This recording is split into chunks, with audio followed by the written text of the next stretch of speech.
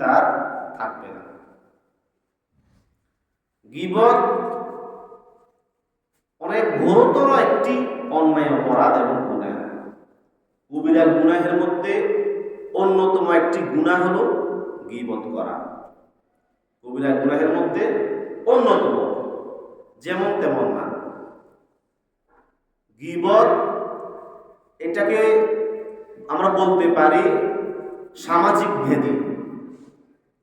সামাজিক ভেদি অর্থাৎ যে কাজের কারণে, যে কর্মের কারণে, কর্মকাণ্ডের কারণে সমাজের মধ্যে বিশৃঙ্খলা হয়, সমাজের মধ্যে অনৈক্য তৈরি হয়, সমাজের মধ্যে অশান্তি তৈরি হয়, সমাজের মধ্যে নানা ধরনের ফিতনা ফাসাদ ছড়ায়, যে আমলের মাধ্যমে তার নাম হলো গীবত। যদিও এটার গুরুত্ব আল্লাহ এবং তার রাসূল সাল্লাল্লাহু আলাইহি ওয়াসাল্লাম খুব বেশি দিয়েছেন, যত বেশি দিয়েছেন মনে হয় আমরা এই আমলের ব্যাপারে তত বেশি উদাসীন। মানে যে পরিমাণ গুরুত্ব দেওয়া হয়েছে মনে হচ্ছে আমরা ওই পরিমাণ গুরুত্ব দেওয়ার জায়গাতে, আমল করার জায়গাতে, খেয়াল করার বিপরীতে আমরা তত বেশি মনে হয় উদাসীন হয়ে গিয়েছি গীবতের ব্যাপারে। আল্লাহ পাক রব্বুল আলামিন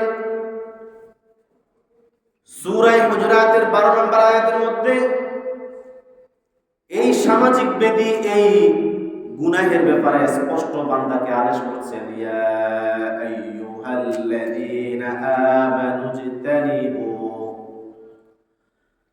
কাসীরাম মিনাজ-যন্নি ইন্না বা'দাজ-যন্নি ইসমুন ওয়া লা তাজাসসাসু ওয়া লা ইয়াগতাব বা'দুকুম বা'দা। সাবধান আমার বান্দারা, যারা ঈমানদার, যারা মুমিন, নিজেকে ঈমানদার বলে দাবি করো, তোমাকে আমি বলি ইজতানিবু কাসীরাম মিনাজ-যন্নি, অধিক পরিমাণে মানুষের ব্যাপারে ধারণা করা থেকে, ধারণা করা থেকে তুমি নিজেকে ইজতানিবু, খুব ভাবে, প্রবল ভাবে নিজেকে বাঁচিয়ে রাখো। কারণ ইন্না বা'দাজ-যন্নি ইসমুন, অধিকাংশ ধারণা মানুষের গুনাহ। অধিকাংশ ধারণা করা, কুধারণা করা, মানুষের ব্যাপারে মন্দ ধারণা করা ইসমুন, এটা গুনাহ, মারাত্মক গুনাহ। আর কি ওয়ালা তাজাসসু, অন্যের ভালো মন্দের ব্যাপারে জাসুসি করিও না, অন্যের ভালো মন্দের ব্যাপারে কান লাগিয়ে রাখিও না, চোখ লাগিয়ে রাখিও না। এই লোকটা, তার পরিবারটা কি করে 24 ঘন্টা তার দিকে তাকিয়ে থাকা, তার ভালো মন্দের ব্যাপারে তুমি খুব বেশি খবরগিরি, গোয়েন্দাগিরি, এগুলা ইসলাম অপছন্দ করে। ওয়ালা তাজাসসু, কারো ভালো মন্দের ব্যাপারে তুমি জাসুসি করিও না। আমাদের মধ্যে, আমাদের সমাজের মধ্যে এমন কিছু লোক থাকে যাদের কাজ হলো সমাজের কোন ব্যক্তি, কোন পরিবারের কোন মানুষটা কি করে না করে এগুলা সে গভীরভাবে অ্যানালাইসিস করে, গভীরভাবে সে তালাশ করে এগুলাকে। এটা একটা স্বভাব, বদ স্বভাব। এমন মানুষ কিন্তু আমাদের সমাজে আছে। এটা নিষেধ। আপনি আলাইকুম আনফুসাকুম, নিজেকে নিয়ে চিন্তা করেন। আপনি নিজেকে নিয়ে চিন্তা বেশি করেন, অন্যকে নিয়ে, অন্যের পিছনে পড়ে থাকিয়েন না। অন্যের সিদ্রান্বেষী, আয়েব দোষ তালাশ করা, এগুলা কখনো প্রকৃত ইমানদারের কাজ হতে পারে না। আল্লাহ তাআলা বলেন, ওয়ালা তাজাসসু ওয়ালা ইয়াগতাব বা'দুকুম বা'দা, আর সাবধান আমার বান্দারা, তোমরা একে অন্যের গীবত করিও না। ওয়ালা ইয়াগতাব বা'দুকুম বা'দা, তোমরা একে অপরের গীবত করিও না, করিও না। কারণ আমি আল্লাহ ঘোষণা করে দিচ্ছি, এই গীবত করা মৃত ভাইয়ের গোশত খাওয়ার নামান্তর। গীবত করা কেন, যেন যে ব্যক্তি গীবত করলো সে তার মৃত ভাইয়ের গোশত সে ভক্ষণ করলো।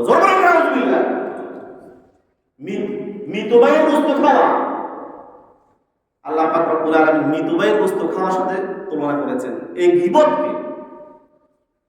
এক্ষেত্রে হলো মানুষের প্রতি আক্রমণাত্মক ভাবে যে কোনো দাবি আদায়ের জন্য বা জুলুম করার জন্য একে অন্যের উপরে হামলা করে, তার রক্ত ঝরায়, তার উপরে অত্যাচার করে, হ্যাঁ, এবং অত্যধিক রাগ বশত তার গোস্ত কামড়ায়, গোস্ত খায়, গোস্ত খাওয়ার তো গোস্ত কামড়ানো। আপনারা শুনছেন না যে হযরতে হামজা রাদিয়াল্লাহু তাআলা আনহু, হামজা রাদিয়াল্লাহু তাআলা আনহু কলিজা চিবাইয়া, কলিজা ফাটিয়ে, কলিজা বের করে আবু লাহাবের স্ত্রী ওই কলিজাকে চাবাইছেন। কেন করছেন এটা? এটা আরবের মধ্যে একটা নিয়ম ছিল। অত্যধিক রাগের কারণে মানুষ এই ধরনের আচরণ করত। তো মানুষ একে অন্যের প্রতি যখন কোন ধরনের অভিযোগ থাকে, তো এই ধরনের রাগ বসন্ত হিংস্রতা প্রকাশের জন্য মানুষ এই ধরনের কাজগুলা করে। সেটা জীবিত মানুষের ক্ষেত্রে করাটা কিছুটা যুক্তিযুক্ত হইতে পারে, বা যুক্তির সর্বনিম্ন যুক্তির মধ্যে আপনি ফেলতে পারবেন। তবে সাধারণত মানুষ যখন মারা যায়, যত বড় অপরাধী হোক না কেন, মানুষের প্রতি মানুষের কোনো রাগ, ক্ষোভ, অভিমান, অভিযোগ থাকে না। কথা বুঝেন নাই? মানুষ মারা যাওয়ার পরে সাধারণত তার প্রতি অভিযোগ থাকে না। এখন একটা মানুষ মারা যাওয়ার পরে যদি আপনি তার প্রতি আঘাত করেন, একটা মানুষ মরে গেছে তবু আপনি তার উপর আঘাত করেছেন, তার গোশত আপনি চাবাইতেছেন, তাহলে এটা আল্লাহ পাকের কাছে, মানুষের সমাজে, মানুষের কাছে, আমাদের কাছেও সবচাইতে নিকৃষ্ট আচরণ হবে এটা মৃত ব্যক্তির। আর ওই লোকটা যদি হয় তার আপন ভাই, ওই লোকটা যদি হয় তার আপন ভাই, তাহলে এটা আরো কত জঘন্য আর নিকৃষ্ট হবে আপনি চিন্তা করেন। খুব খেয়াল করার বিষয় আছে আমার ভাইয়েরা। গীবত এটা খেয়ে আমরা যত হালকা ভাবে নিই, যত হালকা ভাবে এটাকে চর্চা করি, এটা অত হালকা নয়। এটা অত হালকা ভাবে নেওয়ার মতো, করার মতো কোনো গুনাহ নয়। এটা চিন্তা করতে গেলে অনেক অনেক বড় অপরাধ, অনেক বড় গুনাহ। এই জন্য আল্লাহ তাআলা বলেন, আইয়ুহিব্বু আহাদুকুম আন ইয়াকুলা লাহমা আখিহি মাইতান ফাকারিহতুমুহু ওয়াত্তাকুল্লাহ। তোমাদের মধ্যে কেউ কি এটা পছন্দ করে? তোমাদের মধ্যে কারো কাছে কি এটা ভালো লাগবে? আন ইয়াকুলা লাহমা আখিহি মাইতান, তার মৃত ভাইয়ের গোশত সে ভক্ষণ করবে, তার মৃত ভাইয়ের গোশতকে সে খাবে। এটা কি তোমাদের মধ্যে কেউ কি চায়? এটা কি পছন্দ করে না? আল্লাহ তাআলা নিজে বলতেছেন, ফাকারিহতুমুহু, অবশ্যই তোমার মধ্যে যদি ন্যূনতম মনুষ্যত্ববোধ থাকে, ন্যূনতম তোমার মধ্যে যদি হিদায়াত থাকে, অবশ্যই তুমি আপন ভাইয়ের গোশত খাওয়াকে তুমি অপছন্দ করবে। ফাকারিহতুমুহু, অবশ্যই তোমরা এই আমলকে, এই কাজটাকে তোমরা ঘৃণা করো। সাবধান, ওয়াত্তাকুল্লাহ, আল্লাহকে ভয় করো, গীবত করিও না। আল্লাহকে ভয় করো, পরনিন্দা করিও না, মানুষের দোষ চর্চা করিও না। যদি হয়ে যায় আল্লাহর কাছে ক্ষমা চাও, যার গীবত করেছো তার কাছে ক্ষমা চাও, আল্লাহ তাআলা ক্ষমা করবেন। কারণ ইন্নাল্লাহা তাওয়াবুর রহিম, নিশ্চয় আল্লাহ পাক রব্বুল আলামিন তাওবা কবুলকারী এবং মেহেরবান। আমার ভাইয়েরা, আল্লাহ পাক রব্বুল আলামিন পরনিন্দা করা, একটা হলো গীবত করা, একটা হলো পরনিন্দা করা। গীবত হলো কি জিনিস? একজন মানুষ জিক্রুকা আখাকা বিমা কারিহা, অর্থাৎ আপনি আপনার ভাইয়ের এমন একটা দোষ, তার একটা আয়ের দোষকে আপনি চর্চা করলেন মানুষের সামনে, যেটাকে সে অপছন্দ করে।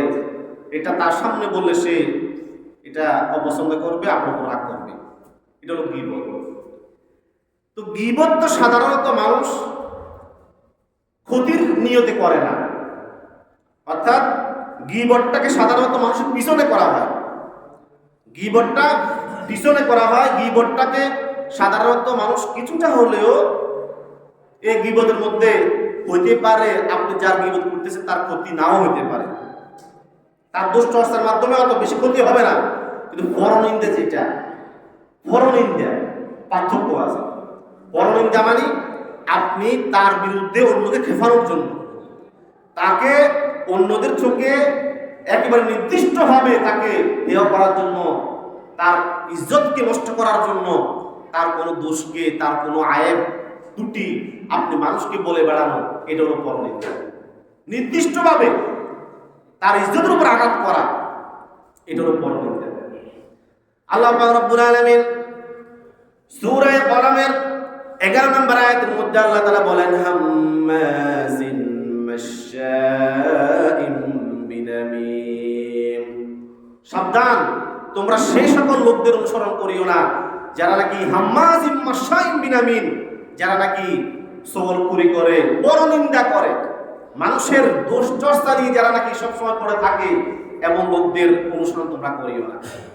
আমার ভাইয়েরা, গীবত অত্যধিক অপছন্দনীয়। ইসলাম এটাকে খুব বেশি গুরুত্ব দিয়ে এটাকে নিষিদ্ধ করেছেন।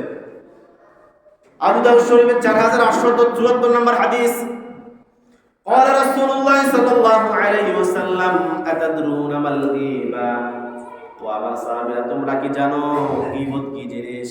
গীবত কি? পরনিন্দা কি? গীবত কি? নবীজি বলেন, قالوا والله ورسوله أعلم। সাহাবায়ে কেরামের চিরাচরিত একটা অভ্যাস ছিল, নবী যখন কোনো কিছু প্রশ্ন করতেন, সাহাবায়ে কেরাম আল্লাহ এবং তার রাসূলের উপরে হাওয়ালা করে দিতেন। আমরা জানি না ইয়া রাসূলুল্লাহ, আপনি এবং আল্লাহ অবশ্যই আমাদের থেকে অনেক বেশি জানেন। হ্যাঁ, এটা নিয়ম, এটা নিয়ম। আলেমদের সামনে কখনো কথা না বলা, আলেমদের সামনে ফতোয়া দিয়ে দেয়, আলেমদের সামনে একসাথে বসা, এক দস্তরখানে বসে বসে খানা খাচ্ছে আলেমের সাথে, কিন্তু দেখা গেছে একটা বিষয়, একটা টপিক, একটা আলোচনা আসছে, হুজুর উপস্থিত আছে, এর মধ্যে 2-4 জনের ফতোয়া দিয়ে দিয়েছে। এটা নিয়ম না। যে কোনো ব্যাপারে আপনি জানলেও 10 বার চিন্তা করতে হবে যে বিষয়টা আমি আসলে বলতেছি যে কি এটা কি প্রেক্ষাপট অনুযায়ী ঠিক আছে কিনা। আর ওই জায়গাতে যদি কোনো আলেম থাকে, তাহলে কোনোভাবেই আপনি আপনার জানা, আপনার বিষয়টাকে আপনি প্রকাশ করবেন না যে আমরা হুজুরকে জিজ্ঞেস করি। নিয়ম কি? যে আমরা ইমাম সাহেব আছেন, মুফতি সাহেব আছেন, হযরত উলামায়ে কেরাম আছেন, তাকে একটু জিজ্ঞেস করি এই ব্যাপার, এটা সমাধানটা কি। কিন্তু আমরা, আমাদের একটা অভ্যাস হলো, আমরা নিজে নিজে ফতোয়া দেওয়া শুরু করি, মন্তব্য করা শুরু করি। এটা নিয়ম না। সাহাবায়ে কেরাম, আপনি অসংখ্য হাদিসের মধ্যে এই অংশটা পাবেন, অসংখ্য গণিত হাদিসের মধ্যে আপনি এই অংশটা পাবেন। সাহাবায়ে কেরামকে নবীজি একটা বিষয় জিজ্ঞেস করেছেন, সাহাবায়ে কেরাম বললেন যে ইয়া রাসূলুল্লাহ, আল্লাহু ওয়া রাসূলুহু আ'লাম, আমরা জানি না, ইয়া রাসূলুল্লাহ আপনি এবং আল্লাহ তাআলা বেশি ভালো জানেন, আমাদেরকে বলে দেন যে গীবত কি জিনিস। নবীজি বলেন, ক্বালা যিকরুকা আখাকা বিমা ইয়াকরাহু, তুমি তোমার ভাইয়ের এমন কোন দোষ চর্চা করলা, দোষ বললা, যে জিনিসটা তার সামনে বলে সে রাগ করবে, অপছন্দ করবে। সাহাবায়ে কেরাম জিজ্ঞেস করলেন, ইয়া রাসূলুল্লাহ, আমি আমার ভাইয়ের যে দোষটা আমি বললাম, প্রকৃতপক্ষে যদি এই দোষটা তার মধ্যে থাকে, তাহলে কি গীবত হবে কিনা? তাহলে কি গীবত হবে কিনা? সাহাবায়ে কেরাম বললেন, ইন কানা ফি আখি মা আকুলু, ইয়া রাসূলুল্লাহ, ওই আমার ভাইয়ের মধ্যে যদি ওই দোষটা থাকে, বাস্তবিক পক্ষে সে কাজটা করছে, এই অপরাধ তার মধ্যে আছে, এই দোষটা তার মধ্যে আছে, এটা আমি তার পিছনে বললাম, থাকলেও কি গীবত হবে কিনা? নবীজি বলেন, ইন কানা ফি ফাকাত ইকতাবতাহু, যদি তুমি যেটা বলছো তার মধ্যে যদি এটা থাকে, তাহলে তো গীবত, তাহলেই তো গীবত। এর চেয়ে মারাত্মক, যদি তুমি যা বলছো ওই দোষটা যদি তার মধ্যে না থাকে, তাহলে এটা তো ফাকাত বাহতাহু, তুমি তো তাকে অপবাদ দিয়ে দিলে। দোষটা তার মধ্যে থাকলে গীবত হবে, যেটা তুমি পিছনে বলছো। আর যদি প্রকৃতপক্ষে তার মধ্যে এই দোষটাই নেই, তুমি বানাই বানাই তার ব্যাপারে এই দোষটার কথা তুমি মানুষের কাছে প্রচার করলা, high high high high high, তাহলে এটা তো আরো অনেক জঘন্য থেকে জঘন্য, গীবতের চেয়েও আরো মারাত্মক জঘন্য তো অপরাধ তুমি করলা। অপবাদ দেওয়া, অপবাদের ব্যাপারে আমি আলোচনা করেছি। অপবাদ দেওয়া, আল্লাহ পাক সবচাইতে অপছন্দ করেন কয়েকটা আমলকে, তার মধ্যে একটা অপবাদ দেওয়া। অর্থাৎ একজনের মধ্যেই অপরাধটা নাই, দোষটা নাই, আপনি তার ব্যাপারে এটা বলে ফেললেন, জেনে হোক অজানায় হোক ইচ্ছায় অনিচ্ছায় হোক আপনি বলে ফেললেন, অথবা এটা আল্লাহ পাক সহ্য করেন না, আল্লাহ সহ্য করেন না এমন একটা আমল, অপবাদ দেওয়া, মিথ্যা বলা, অপবাদ দেওয়া আল্লাহ সহ্য করেন না। যদি গীবত হবে, যদি তার মধ্যে দোষটা থাকে, আর যদি তার মধ্যে দোষটাই নেই তুমি বলে ফেললা, তাহলে ফাকাত বাহাত্তাও, তুমি তারই অপবাদ দিয়ে বসলা, নাউজুবিল্লাহ। আমার ভাইয়েরা, অনেক সময় আমরা ইশারা ইঙ্গিতে গীবত করি, বিভিন্ন নাম দিক দিয়ে বিভিন্ন নাম নিয়ে তার গীবত করে। একটা লোক খাটো, তারা আমরা বাইকটা কই, আমাদের গ্রাম অঞ্চলে কয় না এটা বাইকটা। একটা লোক কানা, কয় তারে আমরা প্রত্যেকরা। বিভিন্ন আমরা তার গুণা, শারীরিক বিষয়ে শারীরিক গুণাবলী দিয়ে আমরা মানুষকে প্রকাশ করি, শারীরিক গুণাবলী তার ত্রুটি বিচ্যুতি উল্লেখ করে আমরা মানুষকে অনেক সময় আমরা হেয় করি। হযরত আম্মা জান আয়েশা রাদিয়াল্লাহু তাআলা আনহা, তিনি একদিন নবীজির দরবারে ছিলেন। ওই জায়গাতে আম্মা জান আয়েশা রাদিয়াল্লাহু তাআলা আনহা তার সতীন বিশ্বনবীর স্ত্রী সাফিয়া বিনতে হুয়াই রাদিয়াল্লাহু তাআলা আনহা, সাফিয়া রাদিয়াল্লাহু তাআলা আনহা, তার ব্যাপারে আলোচনা করতে গিয়ে বললেন যে ইয়া রাসূলুল্লাহ, উনি তো মানে খাটো, উনি তো ইশারায় বললেন মানে উনি তো খাটো, মানে হযরত সাফিয়া রাদিয়াল্লাহু তাআলা আনহা একটু তুলনামূলক একটু বেশি খাটো ছিলেন, যার কারণে আম্মা জান আয়েশা বলতে গিয়ে একটু ইঙ্গিতে বললেন যে উনি তো একটু ইঙ্গিতে বললেন। বিশ্বনবী বললেন, ও আমার আয়েশা, তুমি এমন একটা কথা বললে, এমন একটা ইঙ্গিত তুমি করেছ, যদি এই কাজটাকে, এই আমলটাকে যদি তার একটা দেহ হয়, তার একটা দেহ কল্পনা করা যায়, আর ওই দেহটা যদি সমুদ্রের মধ্যে ফেলা হয়, বিশাল সমুদ্র, যার কোনো কুল কিনারা নাই, যার শুরু আছে তো শেষ নাই, যার শেষ পর্যন্ত মানব জাতি আজ পর্যন্ত পৌঁছতে পারে নাই, এত বিশাল সমুদ্রমালা, তার উপর যদি তোমার এই কথাটাকে যদি ফেলা হয়, তাহলে ওই সমুদ্রের সব পানি কালো হয়ে যাবে, কালো হয়ে যাবে। তুমি যে তোমার সতীন হযরত সাফিয়ার এই দোষটা ইঙ্গিতে তুমি গীবত করলে যে তিনি খাটো, তিনি খাটো, এই গীবতটা তুমি করছো।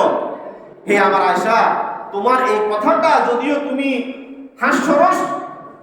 হাস্যরসের জন্য, হাস্যরসের ভিত্তিতে তুমি বলছো, কিন্তু তোমার এই কথাটা এত জঘন্য হয়েছে, তোমার এই কথা যদি কোন সমুদ্রের উপর যদি ফেলা হয়, নিক্ষেপ করা হয়, তাহলে পুরো সমুদ্রের সকল পানি কালো হয়ে যাবে, তার এত বড় অপরাধ তুমি করেছো, নাউজুবিল্লাহ। আমার ভাইয়েরা, গীবত, শিকায়েত এগুলা অত্যন্ত মারাত্মক অন্যায় অপরাধ। গীবত করা অনেক বড় জঘন্য অপরাধ, সামাজিক ব্যাধি, এগুলা থেকে আমাদের বাঁচা উচিত, আমাদের বেঁচে থাকা উচিত, বেঁচে থাকা খুব খেয়াল করা উচিত, যেন আমার জবান দিয়ে যেন গীবত এসে না যায়। আমার ভাইয়েরা, এই গীবত, হযরত আসমা বিনতে ইয়াজিদ রাদিয়াল্লাহু তাআলা আনহা বলেন, আন্নান নবী সাল্লাল্লাহু আলাইহি ওয়াসাল্লাম قال, প্রিয় নবী সাল্লাল্লাহু আলাইহি ওয়াসাল্লাম ইরশাদ করেছেন, খিয়ারু ইবাদিল্লাহিল্লাযীনা ইযা রুউ যুকিরাল্লাহ, আল্লাহর জমিনে সবচেয়ে উত্তম বান্দা হলো, আল্লাহর কাছে সবচেয়ে প্রিয় বান্দা হলো তারা যাদেরকে যখন মানুষ দেখে আল্লাহর কথা স্মরণ হয়, দেখলে মনটা প্রশান্তিতে ভরে যায়। কিছু মানুষ এমন আছে না, মাশাআল্লাহ, তার চাল চলন কথাবার্তা এত ভালো, তার দেখলেই ভালো লাগে, তাকে দেখলেই পরকালে কথা স্মরণ হয়, দেখলেই আল্লাহর কথা স্মরণ হয়। নবীজি বলেন, এই ধরনের বান্দা হলো আল্লাহর সবচেয়ে প্রিয় বান্দা। আর আল্লাহর কাছে সবচেয়ে নিকৃষ্ট বান্দাও আছে, ওয়াশিরারু ইবাদিল্লাহি আল মুশাবিরুনা বিন নামিমা, আর সবচেয়ে নিকৃষ্ট বান্দা হলো যারা নাকি জমিনে চলে বিন নামিমা, চগলখড়ি করার জন্য, পরনিন্দা করার জন্য, এগুলা নিয়ে এসে সবসময় জমিনে চলে, এগুলা নিয়ে তার ব্যস্ততা, এগুলা নিয়ে তার কাজ। আল্লাহর জমিনে সবচেয়ে নিকৃষ্ট ব্যক্তি হলো এই ধরনের ব্যক্তি। আর আল মুফাররিকুনা বাইনা ইবাদিল্লাহি, যারা নাকি তার কথার মাধ্যমে আল্লাহর বান্দাদের মাঝে ফাটল তৈরি করে, বন্ধু দুই বন্ধুর মাঝে, দুটা ফ্যামিলির মাঝে ভাইয়ে ভাইয়ে দ্বন্দ্ব তৈরি করে দে, ফাটল তৈরি করে দে। এই ধরনের বান্দা, হ্যাঁ, এই ধরনের মানুষগুলা হলো আল্লাহর বান্দাদের মধ্যে সবচেয়ে নিকৃষ্ট বান্দা, এরা সবচেয়ে নিকৃষ্ট। এদের কাজই হলো মানুষের মধ্যে ফাটল তৈরি করা, বিদ্বেষ তৈরি করা, একের প্রতি অন্যকে উস্কিয়ে দেওয়া, একের প্রতি অন্যকে ঘৃণিত করে দেওয়া। এই ধরনের বান্দাগুলা আল্লাহ সবচেয়ে নিকৃষ্ট। আর কি আলবাগুনা আলবারা আলআনাতা, ভালো শাসক, ভালো ব্যক্তি, ভালো শাসক, ভালো ব্যক্তি একটা পদে আছে, শাসক থেকে একদম নিম্ন শ্রেণী পর্যন্ত সে একটা দায়িত্ব পালন করতেছে, কিন্তু ওই ভালো মানুষের পিছনে কিছু লোক লাগা থাকে যাদের কাজই হলো এই লোকটা যেন ওই পদ থেকে সে অপসারিত হয়ে যায়, এই পদ যেন তার চলে যায়। এখান থেকে কিভাবে তাকে অপসারণ করা যায়? লোকটা কিন্তু ভালো, লোকটা ভালো, এত তো সত্ত্বেও আমি আমার হিংসাবশত তার অপসারণ কামনা করলাম, তার প্রস্ফলন কামনা করলাম, তাকে এখান থেকে কিভাবে তাড়ানো যায় এটা কামনা করলাম। তাহলে আল্লাহর দৃষ্টিতে আমি সবচাইতে নিকৃষ্ট বান্দা, সবচাইতে নিকৃষ্ট বান্দা। আমার ভাইয়েরা, এই বিষয়গুলা আমাদের খেয়াল করা দরকার। আজকে আমাদের সামাজিক যত অশান্তি, পারিবারিক যত অশান্তি, আপনি দেখেন এই সকল আখলাক চরিত্রগুলা আজকে আমাদের মধ্যে ভাইরাস হিসেবে আজকে ছড়াই গেছে। পুরো সমাজের রন্ধ্রে রন্ধ্রে, আমাদের প্রত্যেক ব্যক্তির রন্ধ্রে রন্ধ্রে এই ভাইরাসগুলো ছড়াই গেছে, যার কারণে আজকে সমাজ, ব্যক্তি, পরিবার কোনো জায়গাতে আপনি শান্তি দেখবেন না। আমার ভাইয়েরা, রাসূলুল্লাহ সাল্লাল্লাহু আলাইহি ওয়াসাল্লাম বলেন, হযরত আব্দুল্লাহ ইবনে আব্বাস রাদিয়াল্লাহু তাআলা আনহু তিনি বলেন, ইন্না রাজুলাইনি সাল্লায যুহরা ওয়াল আসরা, দুই ব্যক্তি যারা নাকি নামাজ পড়েছে যুহর অথবা আসর, যে কোনো একটা ওয়াক্তের নামাজ আদায় করেছে, ওয়া কানা সাইমাইনি, তারা রোজাদার ছিল, তারা রোজা রেখেছে, নফল বা ফরজ রোজা রেখেছে। ফালাম্মা কাযান নবী সাল্লাল্লাহু আলাইহি ওয়াসাল্লাম সালাতা, নবীজি নামাজ শেষ করলেন, নামাজ শেষ করার পরে ক্বালা, তিনি বললেন, আঈদু উযুআকুমা ওয়া সালাতাকুমা, তোমরা, হে আমার দুই সাহাবী, তোমরা তোমাদের ওযুকেও ধরাও, ওযুকে আবার করো, তোমরা যে নামাজ পড়ছো নামাজকেও আবার পড়ো। অন্য রেওয়াজে আসছে, তোমরা যে রোজা রাখছো ওই রোজাগুলাকেও তোমরা পরবর্তী সময়ে আবার কাজা করে নিবা। কেন? কারণ লিমা ইয়া রাসূলুল্লাহ, ইয়া রাসূলুল্লাহ এটা কেন বললেন? ওযু ধরানোর জন্য, নামাজ ধরানোর জন্য। রোজা আছে, এই রোজাকেও পুনরায় আবার অন্য সময় আদায় করার জন্য। কেন বললেন? নবীজি বলেন, কারণ ইত্তাকুম ফুলানা, তোমরা দুইজন আমি দেখলাম অমুক ব্যক্তির তোমরা গীবতে লিপ্ত হয়েছো, অমুক ব্যক্তির গীবত চর্চা করতেছো, তোমরা দোষ চর্চা করতেছো, তোমরা আমি দেখছি, আমি শুনেছি, এই জন্য তোমাদের ওযুও নষ্ট হয়ে গেছে, তোমাদের নামাজও নষ্ট হয়ে গেছে, তোমাদের রোজাও নষ্ট হয়ে গেছে। জোরে বলে না নাউজুবিল্লাহ। কত মারাত্মক এক জহর আর বিষ গীবত, যার কারণে ওযু নষ্ট হয়ে যায়, নামাজ নষ্ট হয়ে যায়, রোজা আছে তো রোজা নষ্ট হয়ে গেছে। এটার অর্থ হলো বাহ্যিকভাবে যদিও নামাজ নষ্ট হবে না, ওযু করলে, ওযু ভঙ্গের কারণ তো 7টা, তার মধ্যে তো গীবত করা তো ওযু ভঙ্গের কারণের মধ্যে নাই, ওযু ভাঙবে না। এই কথার অর্থ হলো যে তুমি যে পাপটা করেছো ওযু করার পরে, কেন যেন তুমি ওযুই করো নাই। ওযু করলে যে সওয়াবটা হতো ওই সওয়াবটা তুমি কখনো গীবত করার কারণে তুমি ওই সওয়াবটা পাবে না। নামাজ পড়লে, রোজা রাখলে যে সওয়াবটা হতো ওই সওয়াবটা গীবতের কারণে তোমার নষ্ট হয়ে গেছে। এবং তুমি যে রোজাটা এখন রেখেছো এই রোজাটা যেহেতু অসম্পূর্ণ হয়ে গিয়েছে, এই জন্য তোমার এই রোজাটা অন্য সময় দোহরানো তোমার জন্য জরুরি। এই হলো গীবতের ভয়াবহতা, যার কারণে আমল নষ্ট হয়ে যায়। গীবতের বৈশিষ্ট্যই হলো, গীবতের বৈশিষ্ট্য হলো আপনার আমলকে নষ্ট করে দিবে, আপনার আমলকে অন্যের মালিকানাধীন বানিয়ে দিবে, অন্যের মালিকানাধীন। আমল করবেন তো আপনি, গীবতের কারণে আপনার আমলের মালিক হয়ে যাবে অন্যজন। এটা কেমন? গাছ আপনি তো আপনার জায়গা লাগাইছেন, এর পাশে আপনার প্রতিবেশীর জায়গা, গাছ তো লাগাইছেন আপনি, গাছ বড় হইয়া তার ঢালগুলা যে ডালের মধ্যে ফলন হয়েছে, ফল ধরেছে, ওই গাছ, ওই ডালগুলা আপনার প্রতিবেশীর দিকে চলে গেছে। তো নিয়ম অনুযায়ী যদি এমন নিয়ম থাকে যে ডাল যার ফল তার, তাহলে এই ফলগুলা খাবে কে? আপনার প্রতিবেশী। গাছ রোপণ করছেন আপনি জায়গাতে, আপনার জায়গাতে, কিন্তু ফলগুলা খাবে আপনার প্রতিবেশী। ঠিক গীবতের বৈশিষ্ট্য হলো এটা, আমল করবেন আপনি কিন্তু আপনার আমলগুলার মালিকানা হয়ে যাবে আরেকজন। এটা হলো গীবতের ভয়াবহ তার বৈশিষ্ট্য। 1971 সালের মুক্তিযুদ্ধের পরে বা মুক্তিযুদ্ধের আগে যখন পাকিস্তানের সাথে আমাদের বাংলাদেশে খুব টানাপোড়েন চলতেছে, খুব মনোমালিন্য চলতেছে বিভিন্ন অধিকার নিয়ে, ওই সময় আপনারা যারা মুরব্বীরা তারা দেখেছেন, আমরা শুনেছি, আপনারা দেখেছেন যে পত্রিকার মধ্যে একটা ম্যাগাজিন, একটা কার্টুন ছাপছে। ওই কার্টুনের মর্ম হলো, কার্টুনের মধ্যে একটা গাভী, একটা গরুর একটা গাভী ছাপানো হয়েছে। তো গাভীর মুখটাকে দিছে হলো পূর্ব পাকিস্তানের দিকে, মানে মুখটা হলো পূর্ব পাকিস্তান, আর গাভীর যে পিছনের অংশটা যেখানে ওলান আছে, স্তন আছে, ওটাকে দিছে হলো পশ্চিম পাকিস্তানের দিকে। অর্থাৎ যে এই দেশটাকে আমরা বাঙালিরা খাওয়াইয়া দাওয়াইয়া বড় করতেছি, তাকে দুধালো করতেছি, হৃষ্টপুষ্ট হইতেছে, দুধ জমা হইতেছে, এখন ওই দুধগুলা খাইতেছে হলো পশ্চিম পাকিস্তানিরা। আপনারা দেখছেন না? এটা দেখছেন বা শুনছেন হলে কমপক্ষে।